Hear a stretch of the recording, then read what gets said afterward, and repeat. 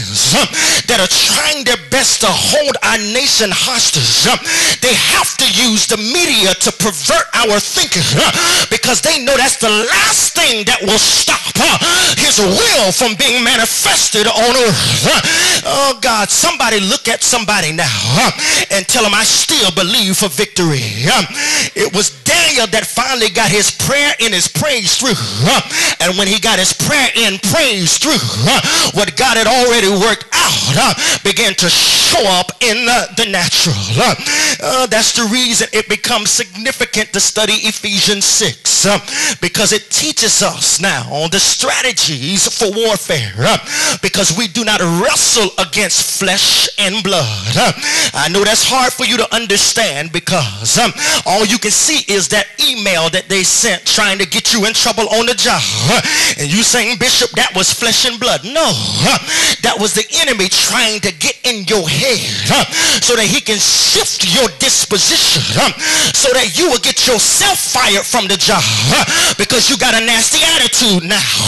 See, it's not flesh and blood that you're fighting against, but it is spiritual wickedness in high places.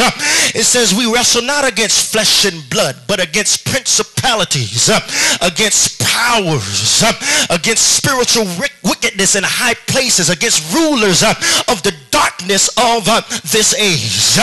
And he says now, if we're going to fight, we must understand that the fight does not happen at pavement level.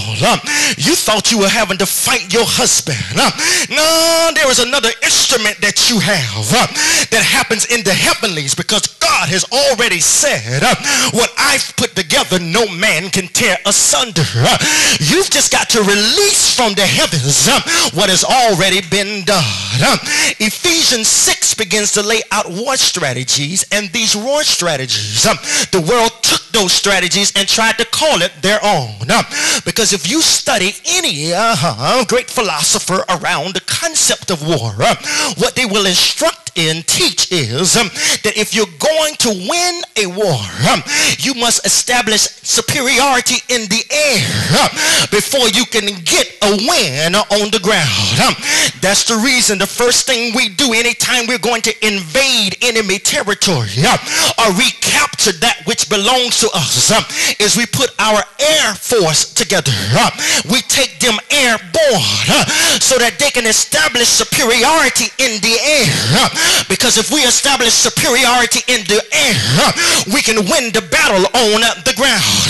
See, the battle is already won if we can just get in the air so that everything God has already prepared can reach its destination down here on the ground.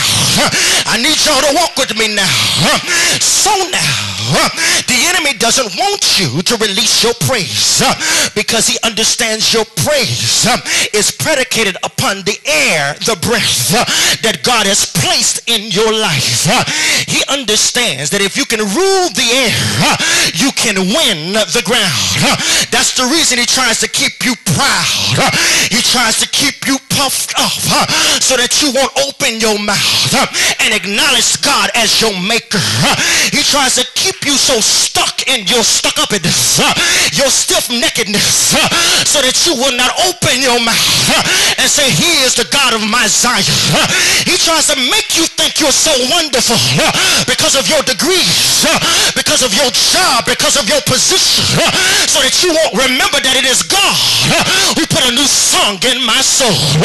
But the devil is a liar, because I sense a warfare strategy being released in somebody's home. You realize if I'm going to win the ground, I got to rule the air. The question is, how do I rule the air? Well, you've got to understand the backdrop.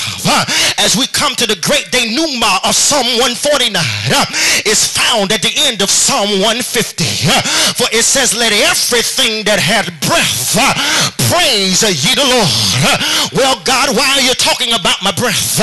He said, I'm not talking just about your breath, but I'm talking about the air that I put in you, because the air gives you force so that you can rule the air and win the ground. I'm trying to see if there's some folk in here that's got some stuff that you know God has already given you victory on, and you're trying to figure out why it hasn't come to pass yet.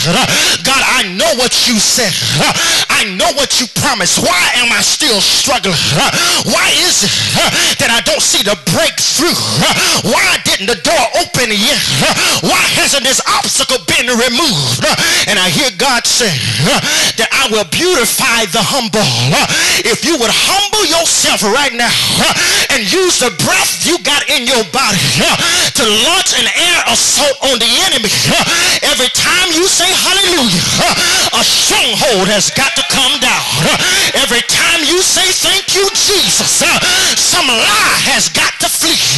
Every time you say, Lord, I praise you, some place of disappointment has got to be turned around. And I'm just trying to see if I got some warriors in here. I'm trying to see if I got sons and daughters of the King. Oh, where is Zion?